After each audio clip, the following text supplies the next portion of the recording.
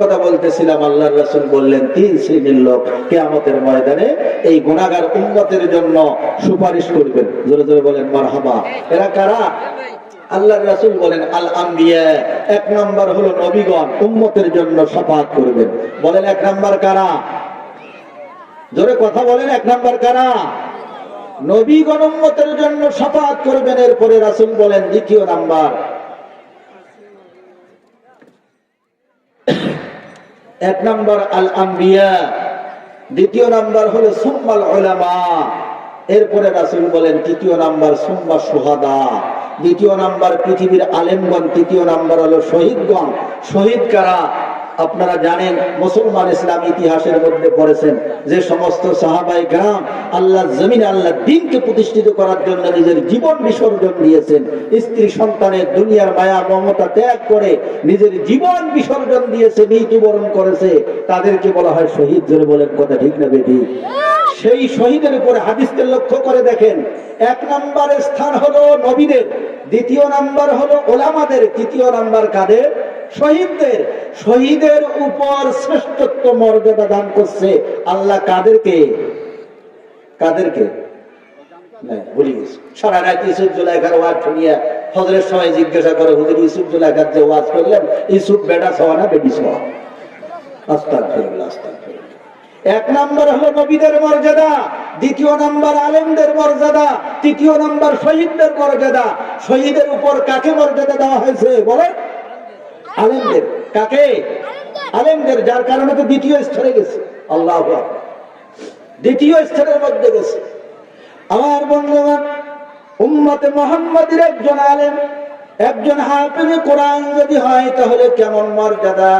বিশ্বনবী বলেন, বিশ্বনবীর প্রিয় সাহাবী হযরত আলী রাদিয়াল্লাহু তাআলা আনহু থেকে বর্ণিত, আজ আপনাদের আনসার ফিল নুরানি হাফেজিয়া মাদ্রাসা থেকে দুজন হাফেজে কোরআন হাফেজ সম্পন্ন করে আজকে পাগড়ি প্রদান করা হবে।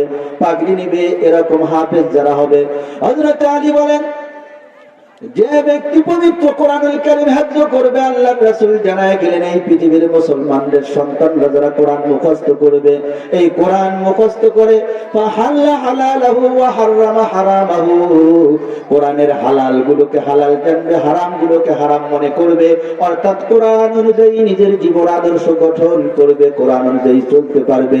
আল্লাহর রাসূল বলেন ওই ব্যক্তি মৃত্যুবরণ করার সঙ্গে সঙ্গে আল্লাহ পাক রব্বুল আলামিন ওই হাফেজে কোরআনকে জান্নাতে পাঠায় দিবেন। জোরে জোরে বলেন সুবহানাল্লাহ। জান্নাতের মধ্যে পাঠায় দিবে।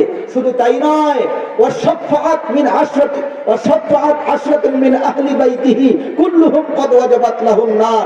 আল্লাহর রাসূল বলে হাফেজে কোরআনকে ডাক দিয়ে আল্লাহ তাআলা বলবে, ও হাফেজে কোরআন, তোমার এমন এমন পরিবারের এমন এমন 10 জন ব্যক্তিকে নিয়ে তুমি আজকে শাফাআত করে জান্নাতের মধ্যে যাও, কুল্লুহুম ক্বাদ ওয়াজাবাত লাহুম নার, তাদের প্রত্যেকের জন্য জাহান্নাম অবধারিত হয়ে গেছে। বলেন মারহাবা।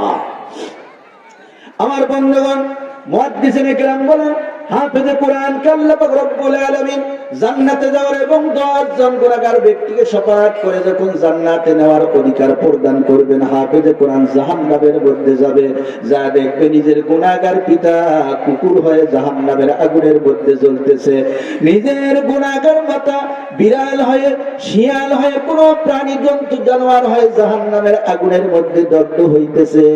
এরকম দাদা দাদি ওস্তাদ, নিজের মাদ্রাসার মুহিব্বিন, যারা মাদ্রাসার মধ্যে দান খায়রাত সাহায্য সহযোগিতা করেছিল, আল্লাহর রাসূল বলেন এরকম 10 জন ব্যক্তিকে শাফাআত করে করে এই কোরআনের পাওয়ার দিয়ে তাদেরকে জান্নাতের মধ্যে পাঠায় দিবে। জোরে জোরে বলেন সুবহানাল্লাহ।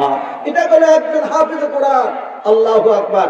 অন্য হাদিসের মধ্যে এসেছে আল্লাহর রাসূল বলেন, ইজা মাতা হামিলুল কোরআন, যখন এই পৃথিবীর জমিনের মধ্যে একজন হামিলে কোরআন, যারা কোরআনকে ধারক বাহক করে, কোরআন আদর্শ অনুযায়ী নিজের জীবন আদর্শ যারা গঠন করেছে, বিশ্বনবী বলেন এই হামেলে কোরআন, কোরআনের ধারক বাহক একজন ব্যক্তি যখন মৃত্যুবরণ করবে, আল্লাহ পাক রব্বুল আলামিন তাকে অন্ধকার কবরে দাফন করার পূর্বেই যখন আত্মীয় স্বজনরা প্রস্তুতি গ্রহণ করে, আল্লাহ তাআলা কবরের মাটির কাছে ওহী পাঠায় দেয়, আদেশ জারি করে দেয়। ফাআমহাল্লাহু তাআলা ইলাল আরদি আল্লাহ তাকুল লাহমাহু, আল্লাহ তাআলা পৃথিবীর জমিনকে কবরের মাটিকে ডাক দিয়ে বলে, কবরের মাটি সাবধান হয়ে যাও, সতর্ক হয়ে যাও, তোমার মধ্যে আজকে যাকে দাফন করা হবে সাধারণ কোনো ব্যক্তি নয়, আমি আল্লাহর পবিত্র কোরআনুল কারীমের ধারক বাহক হাফেজ একজন আলেম তোমার মধ্যে রাখা হবে। খবরদার তুমি মাটি তো মানুষের দেহ ভক্ষণ করো, আমার হাফেজ বান্দা, হাফেজ বান্দি, আলেম বান্দা, আলেম বান্দির দেহকে ভক্ষণ করিও না। জোরে জোরে বলেন মারহাবা। আমার বন্ধুগণ, বিশ্বনবী বলেন সঙ্গে সঙ্গে আল্লাহ পাক রব্বুল আলামিনের কুদরতি শক্তি দিয়ে কবরের মাটির জবান খুলে যায়। কবরের মাটি আল্লাহ তাআলাকে ডাক দিয়ে বলেন, ইয়া রাব্বি কাইফা আকুলু লাহমাহু, আয় আল্লাহ কিভাবে আমি তোমার বান্দা বান্দির শরীরকে ভক্ষণ করব, তার দেহটাকে খেয়ে ফেলবো, মাটি পচিয়ে ফেলবো। ওয়া কালামুকা ফি জাওফিহি, কেননা তোমার কালাম, তোমার কথা এই মহাগ্রন্থ আল কোরআন তার কলবের মধ্যে আছে। জোরে জোরে বলেন মারহাবা। আর একজন আলেম, এটাকে বলে হাফেজের ফজিলত।